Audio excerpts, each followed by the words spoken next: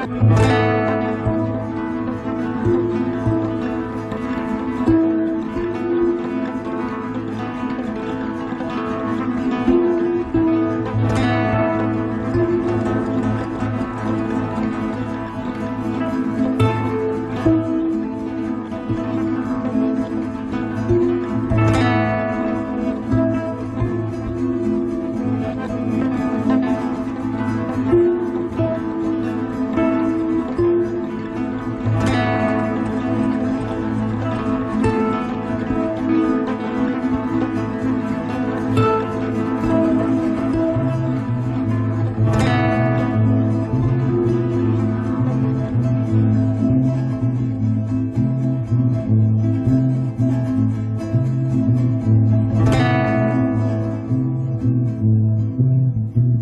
tema de la huelga, en caso de golpe de Estado, estaba planteada el año 64. Cuando se supo de la primera reunión de tipo golpista de unos coroneles y un general, eso era la influencia de Brasil, del golpe de Estado en Brasil, que presionaba para que acá ocurriera lo mismo. Ahí se levantó la consigna: al golpe de Estado, la respuesta de la huelga general. El golpe de Estado estaba en estado virtual, era una posibilidad. En el año 64, 65, 66, 67. No obstante, hubo aquella preocupación de llevarlo y discutirlo con los trabajadores. No en reuniones conspirativas, sino discutirlo con los sindicalistas, con los delegados, con los afiliados a los sindicatos, al punto que era una idea de una importancia estratégica, una importancia nacional enorme, y que era manejada por cientos de miles de personas que se habían convencido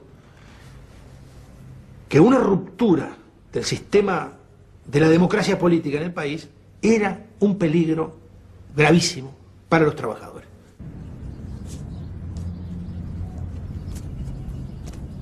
Yo soy fotógrafo y se me planteaba, bueno, si ocupo, no podré registrar lo que realmente estaba ocurriendo, que estaba ocurriendo en las calles, en las fábricas.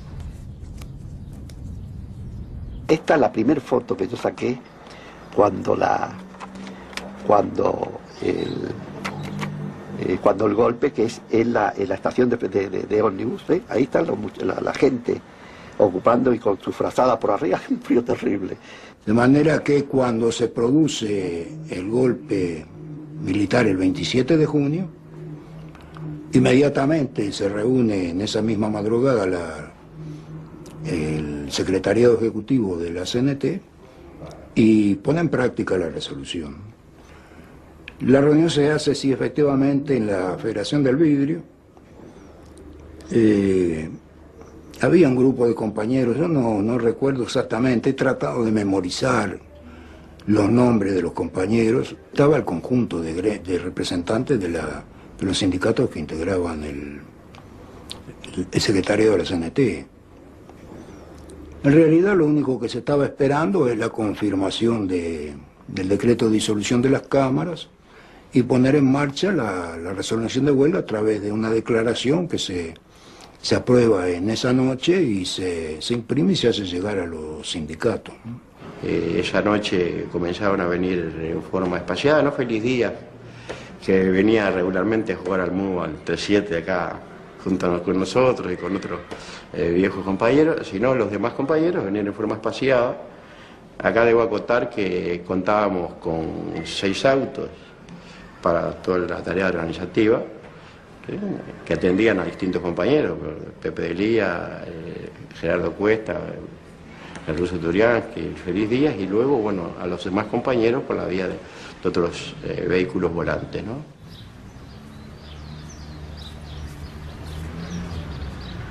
Yo fui a sacar las fotos de lo que ocurría en la estación museo y me encontré con gente muy angustiada, aparte de que estaban muertos de frío y naturalmente con mucha preocupación. Digo, los que había allí eran padres de familia, o sea, la familia allá y ellos ocupando en el otro lado. Y la gente lo que quería, no quería fotos, que no le importaba que se las sacara, pero lo que quería era saber qué es lo que estaba ocurriendo. Entonces me subieron arriba del pretil de una ventana y me preguntaron, ¿qué está ocurriendo en Montevideo? yo me di cuenta que le tenía que dar ánimo, que le tenía que decir que la gente resistía, que las fábricas estaban ocupadas, porque sabía que era así, que la gente iba a responder al llamado de la CNT de ocupar las fábricas si había golpe de Estado.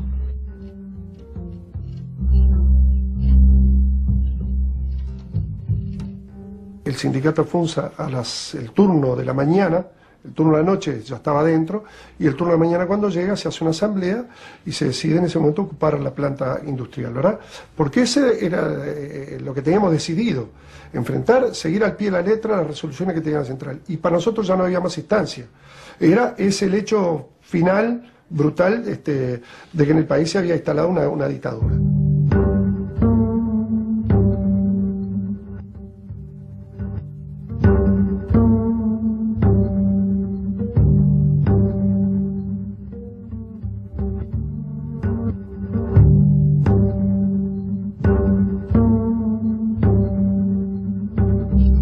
Cuando a las 6 de la mañana comenzaban a tomar los turnos, el turno que entraba en ese horario, a tomar sus guardias, ya los compañeros que habían estado trabajando en la noche se quedaban a ocupar, los trabajadores que entraban tomaban sus puestos de trabajo al lado de los pacientes, pero poco a poco se iban incorporando inclusive trabajadores de otros turnos y empezamos a vertebrar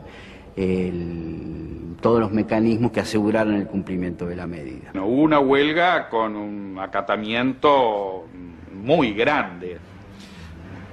No me atrevería ahora a decir total del 100%, cosa siempre muy difícil de evaluar en los paros médicos porque hay que cubrir determinados servicios esenciales, pero no cabe duda que el acatamiento fue muy grande.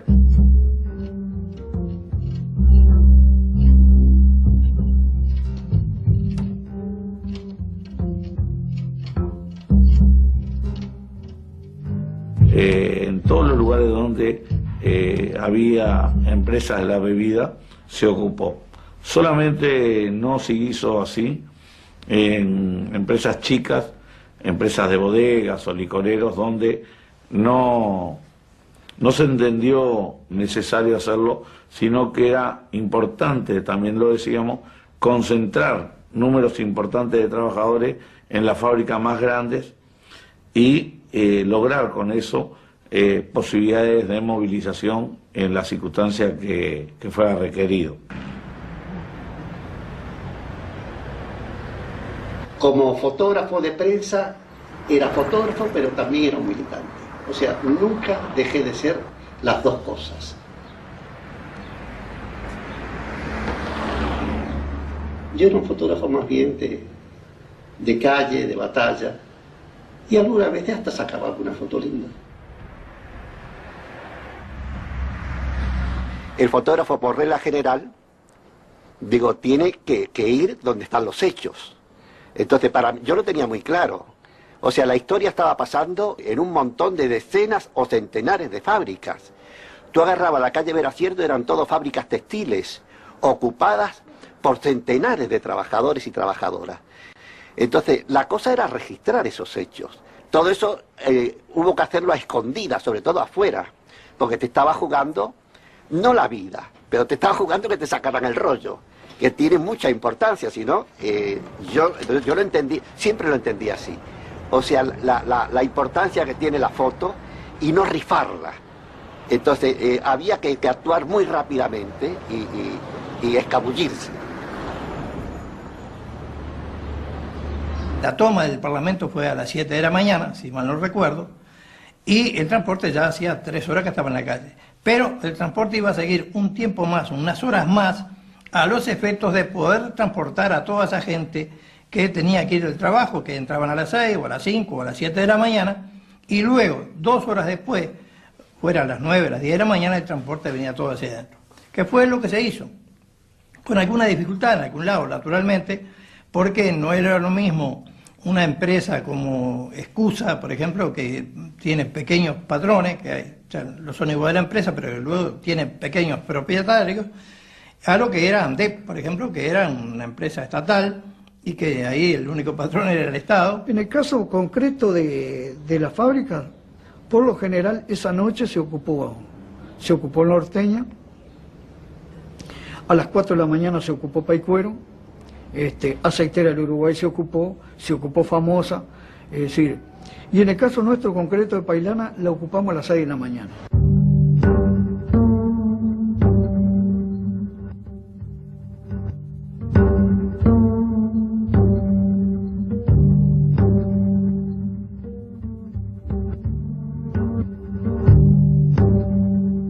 Teníamos rollos y teníamos el equipo como para filmar, y resolvimos que bueno, que con eso algo había que hacer, con el acuerdo por supuesto de la facultad, que nos dio el aval como para hacerlo, ¿no? En ese momento te diría, el aval de la facultad fue Carlevaro, que dijo bueno, úsenlo. Nos propusimos registrar en lo posible qué estaba pasando con la respuesta de la huelga general. O sea, eso fue un poco lo que nosotros nos propusimos.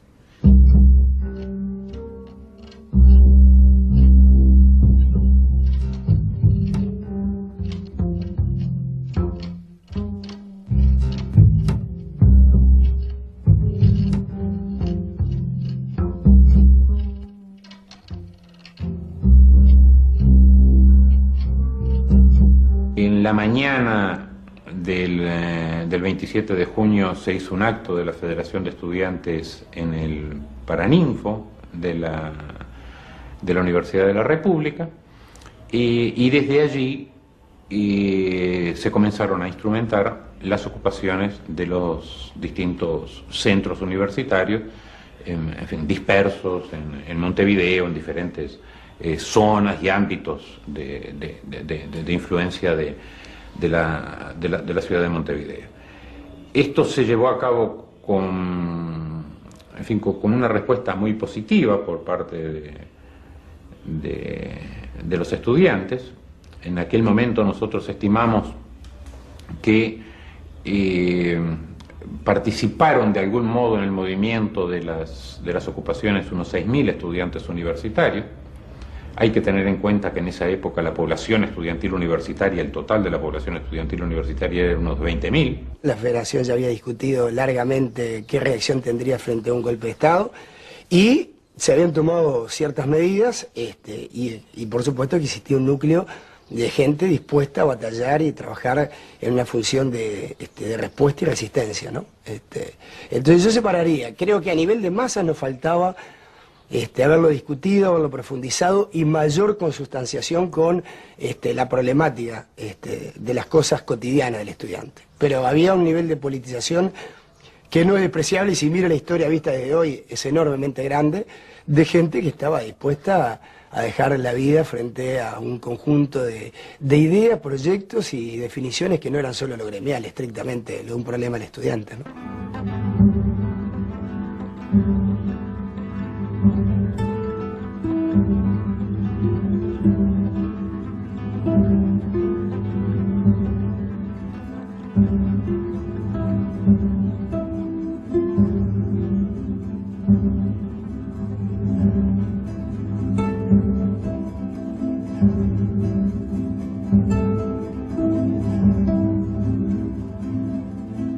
Que quería conversar sobre el tema del conflicto, y ofrecía naturalmente garantías para la delegación que la CNT eventualmente pudiera designar. Se discute sobre la conveniencia o no de responder afirmativamente a esa invitación, y la resolución es que sí, que nada perdíamos con escuchar al ministro en lo que tuviera que decirnos. Se designa la delegación y queda integrada con el compañero José Delía, Gerardo Cuestas y yo. Nos decía que la huelga había que levantarla de inmediato, nos daba un plazo razonable, decía, para organizar las medidas que nosotros consideráramos, pero que la huelga había que levantarla, a cambio de lo cual lo único que ofrecía era la promesa de una resolución del Poder Ejecutivo en materia salarial, que dijo va a contemplar las aspiraciones de ustedes, pero no lo concretó en oferta ninguna. Pero en el interín, nosotros escuchando los informativos, nos enteramos que el gobierno ya dictaba el decreto de disolución de la CNT y de la declaración de ilegal y el requerimiento de todos nosotros y de toda la dirección de la central. De manera que era ingenuo pretender que el compañero del día volviera a llamar nuevamente a ver qué respuesta tenía el gobierno para el planteo que le habíamos hecho. Nosotros habíamos pedido una serie de reivindicaciones de orden económico, de orden social, pero por encima de todas las cosas, nosotros decíamos que si no había libertades públicas, no levantaríamos la huelga general.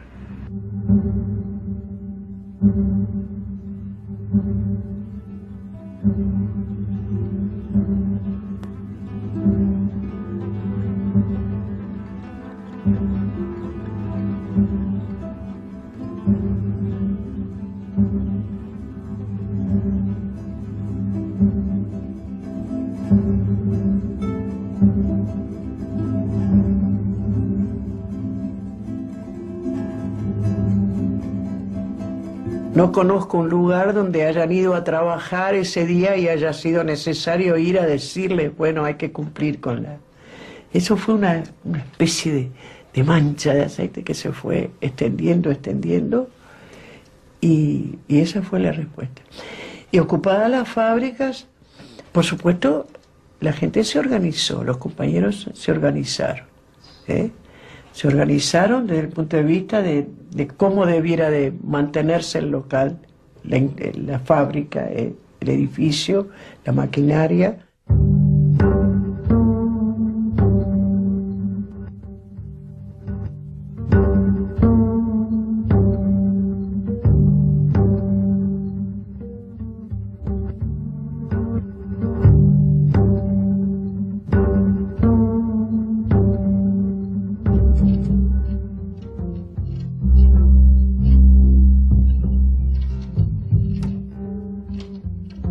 Bueno, ocupamos los bancos. Hubo mucha represión en los bancos oficiales y no hubo mucha represión en los bancos privados, porque en los bancos oficiales la represión venía desde la propia dirección de los bancos. Ya a esa altura en los bancos oficiales había representaciones, directores de las Fuerzas Armadas, entonces había ya montado un aparato de represión. No ocurría así en los bancos privados. Por lo tanto, el seguimiento fue mucho mayor en los bancos privados que en los bancos oficiales. Pero en todos lados cumplimos con la huelga hasta el último día, no sin dificultades, ojo.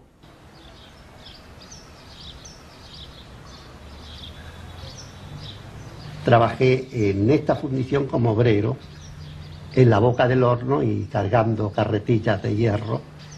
Yo saqué la foto de ellos allí ocupando la fábrica, pero luego me dijeron que contara algo de lo que ocurría en Montevideo, como me pasaba en distintos lugares.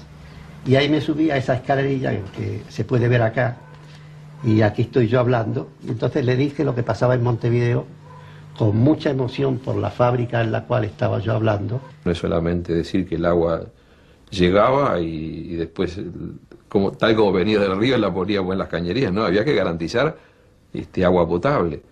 Y había que garantizar también que a los que suministraban había que pagarles. Y la flota, no toda, pero gran parte, la dejábamos fuera del lugar de trabajo para garantizar también el desplazamiento para toda necesidad, desde elementos de trabajo hasta a los propios trabajadores y la necesidad de trasladarlos de un lugar a otro. Entonces se sacó todo el combustible que había en la planta y se dejó en otros lados. Eso nosotros, no sé dónde se llevó, nunca supe dónde se llevó. Y eso había gente que, trabajó mucha gente en esto.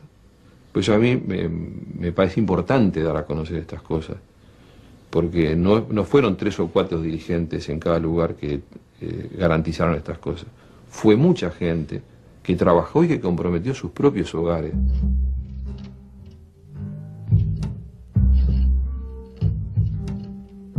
Es una complejidad muy grande esa planta fundamental por el número de trabajadores, por el tipo de actividades que llevaba adelante y porque allí se concentraba, digamos, una cuestión de carácter estratégica muy importante para el país.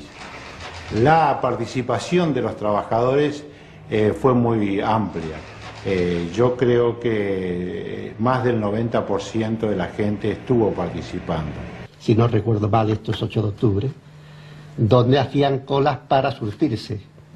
Ahí tienen que la gente de a pie empujaban sus autos hasta llegar y allí pues, les daban o le vendían unos litros de nafta y alguna gente iba con recipientes, con tachos, para llevarse lo que podían.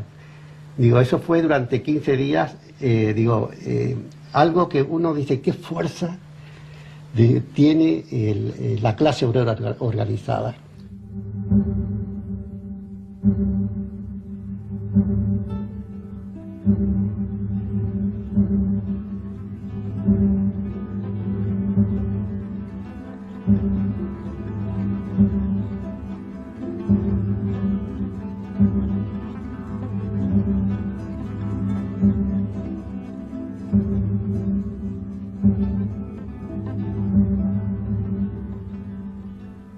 Acá hubo una diferencia con respecto a otras situaciones, donde allí lo que hubo fue una toma de la planta de forma militar, con un despliegue de elementos de guerra y de represión muy importantes, que, digamos, determinó que la ocupación allí cesara. Mediante la violencia represiva que en ese momento se ejerció sobre los compañeros que trabajaban en cada uno de los lugares.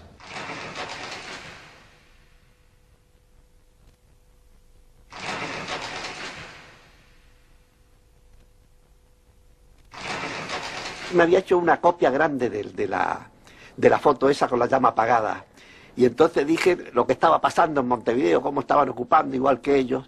Digo, y aquí, en este paisaje eterno de Montevideo, digo, hay algo que está faltando, y mostré la foto. Y uno más cercano dijo, sí, falta la llama, sí. Yo dije, efectivamente, falta la llama.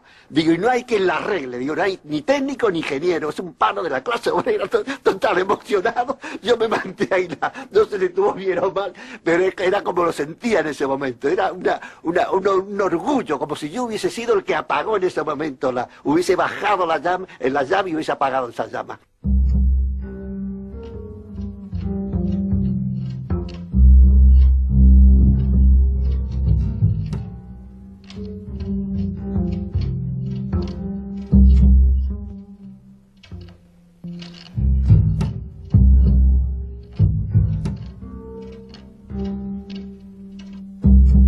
Nosotros debemos decir que las dos desocupaciones que hubo, el 73 en Funza, hubo dos desocupaciones, la gente rondó en 1000 y tantos de compañeros que estaban dentro de la fábrica. Digo, el conflicto se reflejaba, se veía, digo, por todas partes, entre ellos sobre todo por los basurales enormes que empezaban a haber en cualquier esquina de Montevideo. Si no recuerdo mal, esta fotografía yo la tomé en San José, casi Ejido. Eran basurales enormes donde la gente le prendía fuego para poder un poco eliminar el mal olor y las moscas y mil cosas que produce la acumulación de basura. Y eso era un país, o sea, fue una cosa normal y natural verlo en esos 15 días de conflictos.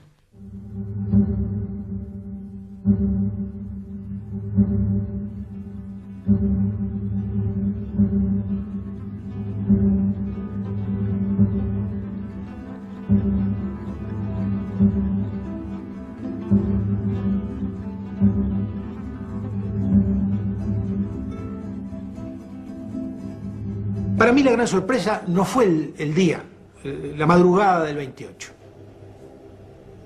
Esos 2 o 3 primeros días todavía no mostraban la enorme contundencia de la acción social masiva llevada adelante por la CNT. Y eso se vio el día lunes. después de 48 horas, donde estuvieron machacándole en la cabeza de la gente, a través de la televisión y de la radio, con comunicados intimidatorios diciendo que el lunes todo el mundo tenía que hacerse presente en los lugares de trabajo, en fin, toda aquella cosa con la musiquita militar y con las transmisiones en cadena destinadas a quebrar aquel acto de resistencia. Lo espectacular del lunes siguiente, el 27 de junio, fue el silencio que había a las 10 de la mañana en esas zonas fabriles.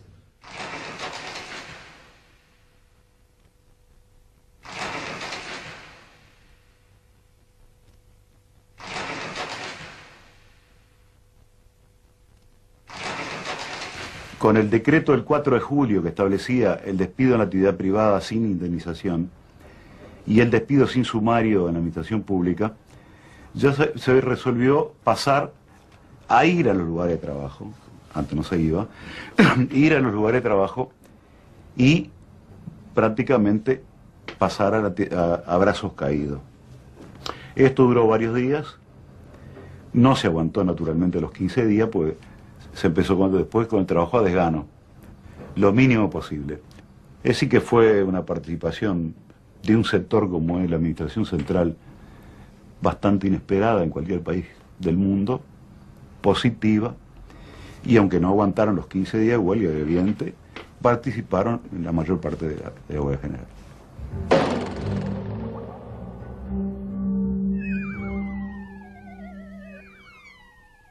Claro, la gente ocupando la fábrica estaba un poco aislada del contexto, si no sabía si a su alrededor eso seguía, si no seguía, tenía solamente enfrente de ellos la estructura militar que los desalojaba o no los desalojaba, ¿no? Pero reclamaba mucho y había mucha necesidad de trasladar información de lo que estaba pasando en cada lugar, ¿no?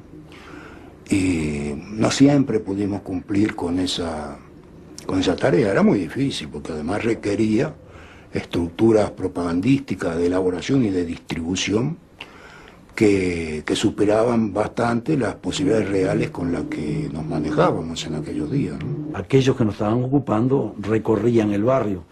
No era la ciudad vieja de hoy, era una ciudad vieja llena de baratillos y de almacenes y de pequeños supermercaditos y de puestos de verdura. Que era, digo nada más que la ciudad vieja por hablar de Montevideo, el centro neurálgico de la actividad del sindicato, porque es donde están casi todas las casas centrales de los bancos. Otro tanto ocurría noticias que teníamos nosotros de algunos lugares del interior. Yo no tenía noticias de todos los lugares, pero en particular los grandes centros industriales como eran Salto, Paysandú, como era el caso de Maldonado. Yo tuve noticias de Durazno, tuve noticias de Colonia, tuve noticias de Soriano, todas buenas. El cumplimiento de la huelga por parte del gremio fue muy adecuado. Surgieron unos problemas en el transporte, por ejemplo, originarios incluso, ¿no?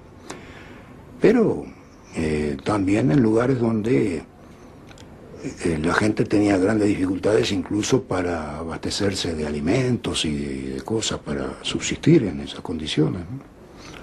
Así que fue una patriada dura, ¿no? La que significó mantener durante todo este tiempo la huelga general con la ocupación de los lugares de trabajo. Y la reocupación en el caso de ser desalojados y en el momento que se pudiera, ¿no? El transporte ocupaba un rol fundamental para ellos, porque era el que ponía en movimiento todo eso. Y esas calles inundadas de ómnibus es una cosa, y esas calles con la gente caminando sin ómnibus es otra. Una parte importante de los patrones del CUSA sacaron los coches a la calle.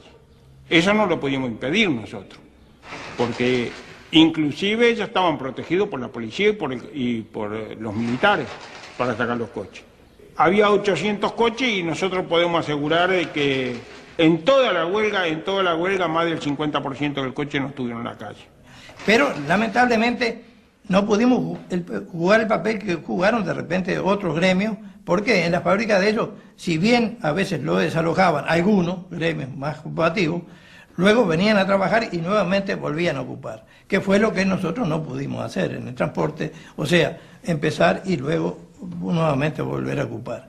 el transporte estuvo casi a la altura de lo que nosotros hubiéramos querido, hubiéramos pensado. Quizás duramos el primer o el segundo run, ya para el tercero o cuarto run ya prácticamente nos habían casi noqueado.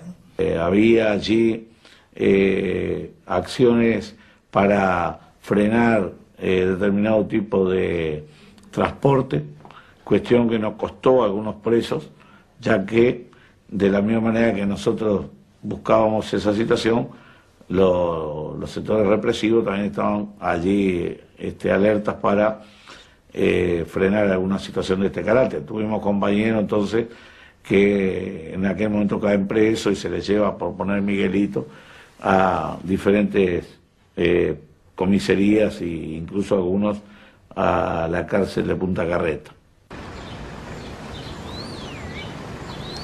Eran tantos los lugares llenos de detenidos que tuvieron que habilitar el cilindro. Y ahí, lógicamente, las familias, cuando buscaban de un lugar al otro donde estaba su marido, o donde estaba su esposa, o donde estaban sus hijos, muchos llegaban al cilindro y luego de enterarse que estaba allí, la gente volvía con frazadas, con colchones y con comida, y digo, para que sus hijos o sus maridos pudieran, o sea, tener donde tirarse un rato y la comida necesaria como para no pasarlo tan mal. Y hubo un continuo desalojo, pero uno, el más violento de todo, fue uno que se realizó la semana, entre los 7 y 10 días, no tengo preciso bien el día. Presumimos que ya los organismos de inteligencia habían detectado que acá estaba concentrado la dirección de la CNT, hicieron un operativo rodeando varias manzanas y a partir de ahí desalojaron todo, toda la fábrica, pusieron a la gente contra la pared violentamente, los soldados que pedían agua a los vecinos, pedían agua caliente para el mato, pedían agua para tomar y los vecinos casi unánimemente se negaban a proporcionárselo.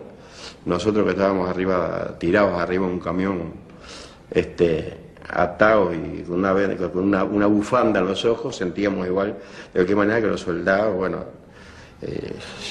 protestaban, renegaban, y lo último que hubo fue que la barriada salió a la calle y tuvieron que usar la represión para poder parar a la gente que, había salido a apoyar a los trabajadores que estaban siendo desalojados por las Fuerzas Armadas, ¿no?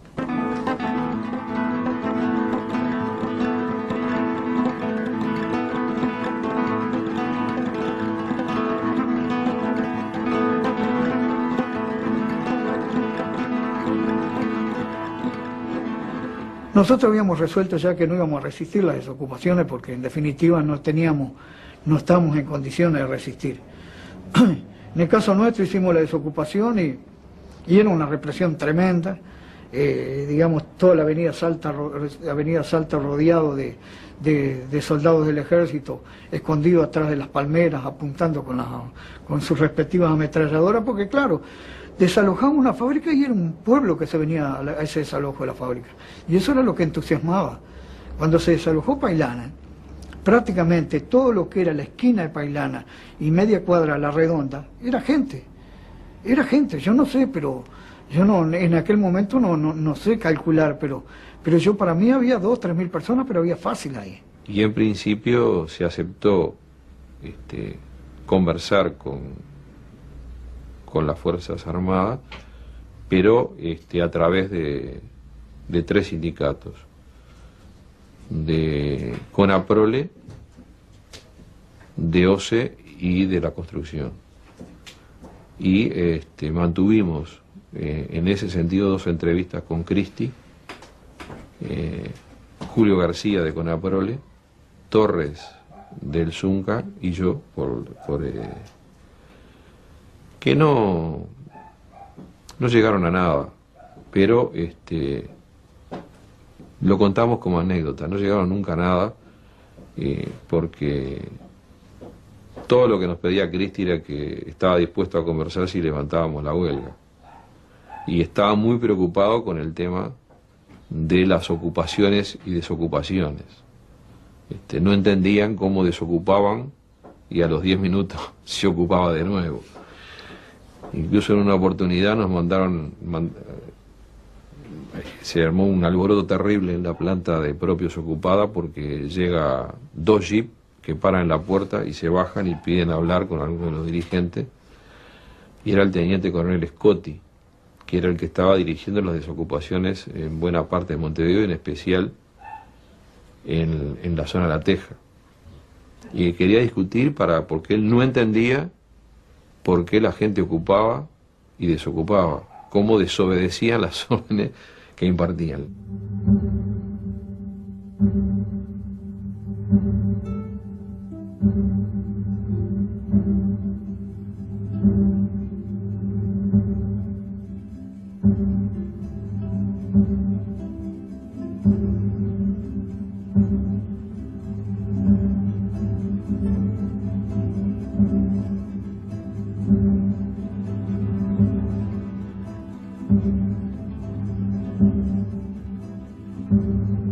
Dos hechos fundamentales protagonizados en la universidad.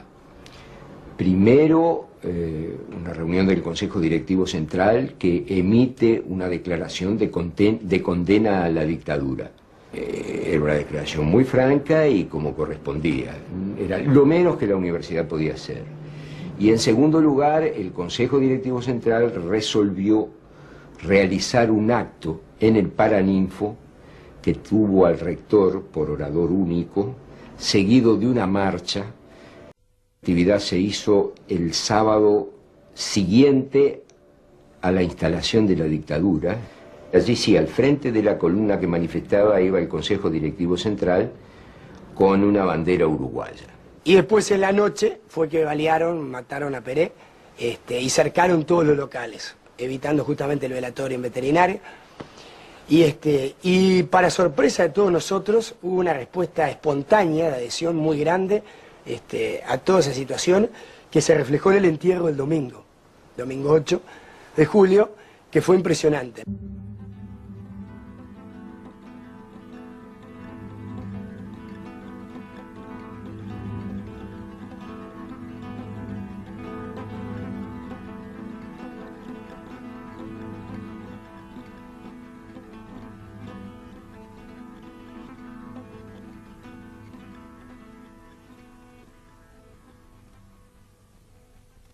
El contenido del discurso en el sepelio de Ramón Peré, obviamente no lo recuerdo en detalle. Sí tengo presente la atmósfera, que era de mucho dolor, de mucha indignación, hasta por las circunstancias en las que se produjo la muerte de Ramón Peré. El tratar de transmitir, ¿no?, la idea de que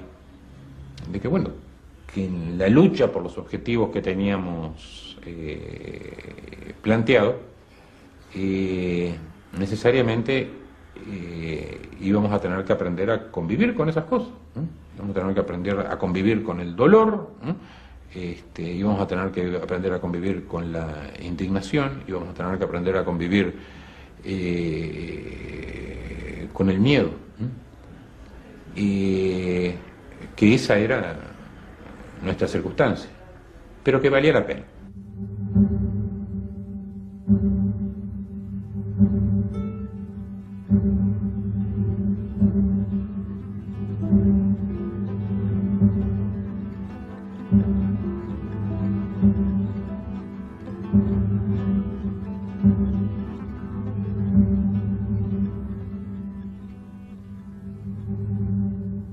El acto del 9 de julio fue acordado con las fuerzas políticas que se habían pronunciado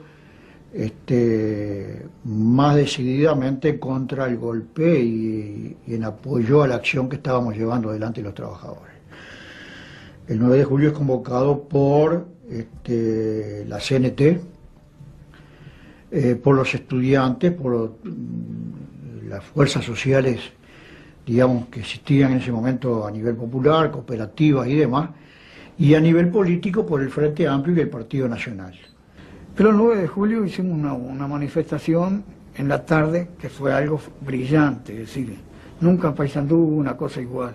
Andaban helicópteros volando continuamente, sobrevolando la zona y sacando fotos. Sacaron fotos de todo tipo, reprimieron abierto.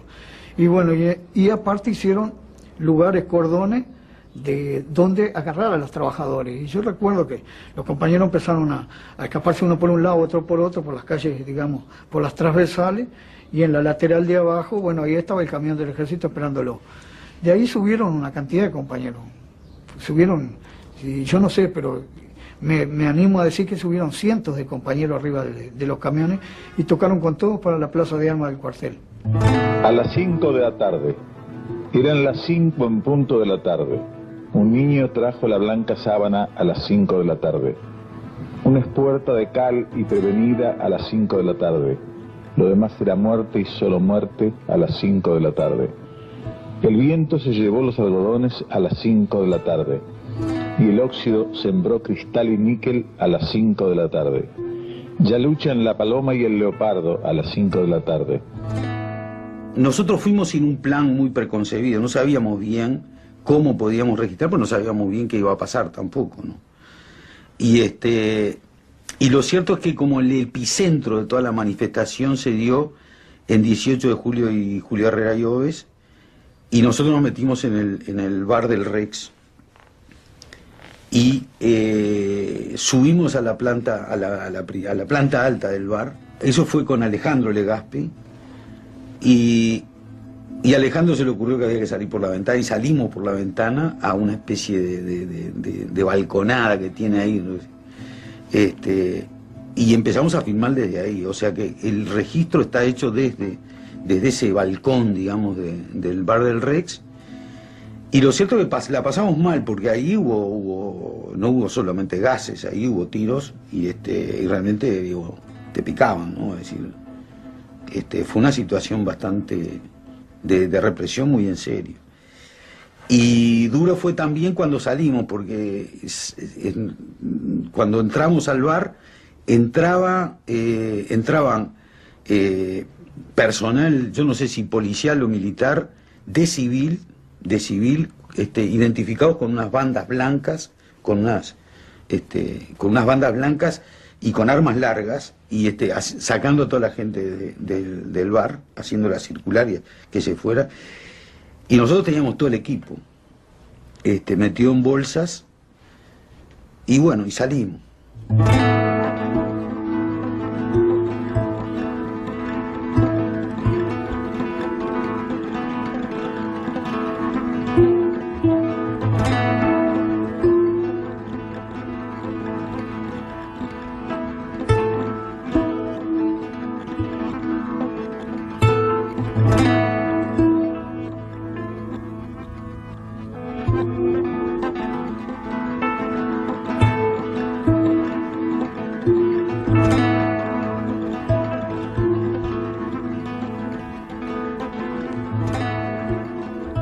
Desde todos los edificios, balconeras, gente en la calle, ancianas, viejos, jóvenes, niños. No había distinción realmente, creo que no exagero diciendo, para mí fue impactante ver 18 de julio repleto, creo que desde Giga hasta la Plaza Independencia, compacto. Ver a los milicos apostados, incluso yo presencié que les daban órdenes de tirar a partir de cierto momento y los milicos no tiraron, no se animaron a tirar. Y después ver a la gente, y éramos un pueblo de gente, yo no lo hice, pero gente parada en el lanzaguas, evitando que los carros lanzaguas giraran, bueno, de todo, dando vueltas chanchitas, aquello era una contundencia en la rebeldía, y nos dispersábamos y volvíamos el 18 de julio, volvíamos de las laterales de vuelta. Fue impactante, durante 2 horas, creo no exagerar, se mantuvo un clima de resistencia que yo nunca había vivido, jamás en mi vida, ¿no? Hasta que después, me acuerdo como si fuera hoy, empezaron a venir, creo que eran tanques, no sé si eran, o algo así, carros de ataque, que venían por Agraciada. Y bueno, se militarizó 18 de julio.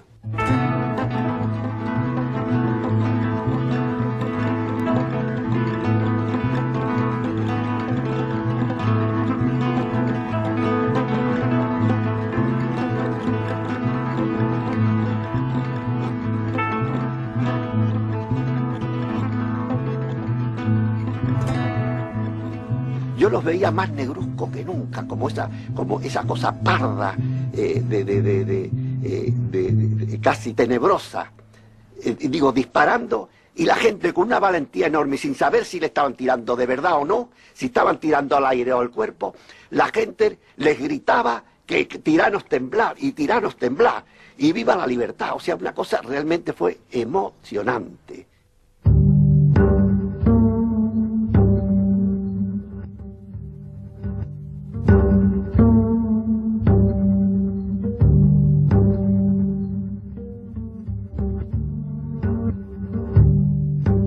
Nosotros teníamos una cantidad de cosas registradas, muchos de esos rollos sin revelar, dónde dejarlos, qué hacer. Y yo, la verdad es que me desesperaba todo eso. Decir, bueno, ¿y ahora qué? Si me lo sacan, me muero. Porque, ¿cómo ocultarlo? Pero yo no tenía, o sea, por dónde dejarlo. Y estaban en el diario, y el 9 de julio cercaron el diario luego de la manifestación del 9 de julio, de la represión. Quedó como el diario allí en medio de todo eso, vacío, solo, cercado.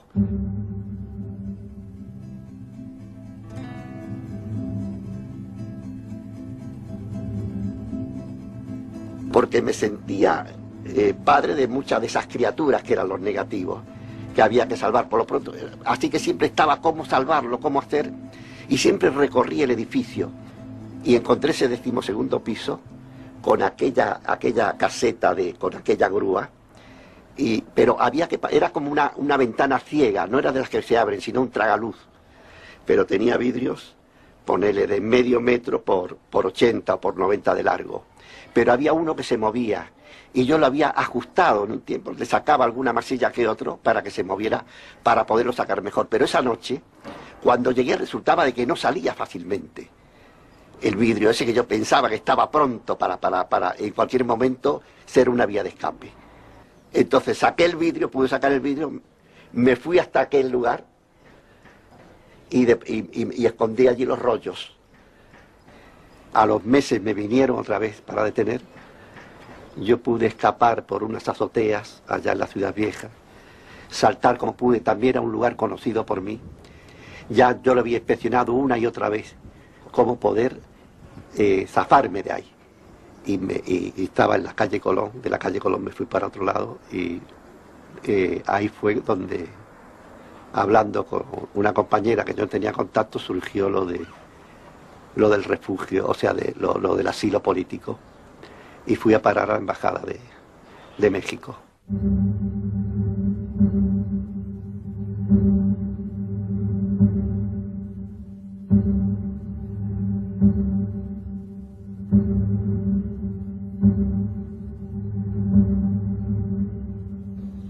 Compartíamos el planteo de que no había que dejar que la huelga se disgregara, había que nosotros levantarla, ¿no? Todavía entendíamos que había posibilidades de seguir en la huelga y negociando algunas cosas con los militares. En eso coincidíamos con el planteo que hacían los compañeros de FUNSA, en el sentido de no dejar fundamentalmente a la gran cantidad de compañeros que estaban en ese momento presos. Fundamentalmente en el Cilindro había un grupo muy grande de militantes presos, desguarnecidos de toda cosa, porque levantamos la huelga y el movimiento sindical como tal pasaba a otra etapa, que no sabemos bien cuál era, porque realmente la clandestinidad no la teníamos preparada. Se me encomendó por los compañeros reunirme en asamblea con los textiles de la zona Aguada y la Federación de la Bebida. Y hicimos una asamblea, nos reunimos en la cervecería allí en Agraciada y Jujuy, creo que no sé por ahí. Y yo fui a leer ese informe, el informe de la CNT, donde la CNT le comunicaba a los trabajadores los fundamentos por los cuales se levantaba la huelga, qué es eso. Y yo lo que recuerdo así nítidamente es que la resistencia de los compañeros a aceptar eso. Lo aceptaron por disciplina, pero eso sí, contrariamente a otras cosas que se ve que mi memoria interesadamente prefirió no registrarla eso, porque como yo siempre puse más, a lo mejor más emotividad que racionalidad en mi militancia, a lo mejor es por eso, que no me puedo olvidar de esa asamblea, donde los compañeros con los puños cerrados me decían, no, negra, no levanten la huelga, no la levanto yo, compañero, la levanta la CNT. Una gran resistencia. Fue muy pesado. Yo tenía la sensación que pasada la manifestación del 9 de julio, si no había otra cosa, no tenía alternativa a la huelga. Es decir, que seguir con la huelga iba a significar un desgaste progresivo del movimiento sindical y muchas dificultades para retomar la lucha contra la dictadura en otros planos y con otras condiciones. De manera que a mí, por lo menos, me resultaba claro que a esa altura del 10, 12 de julio, había que examinar ya concretamente el levantamiento de la huelga a través de una resolución que indicara, bueno, la continuidad de la lucha contra la dictadura en otro nivel, en otras condiciones, con otra estrategia.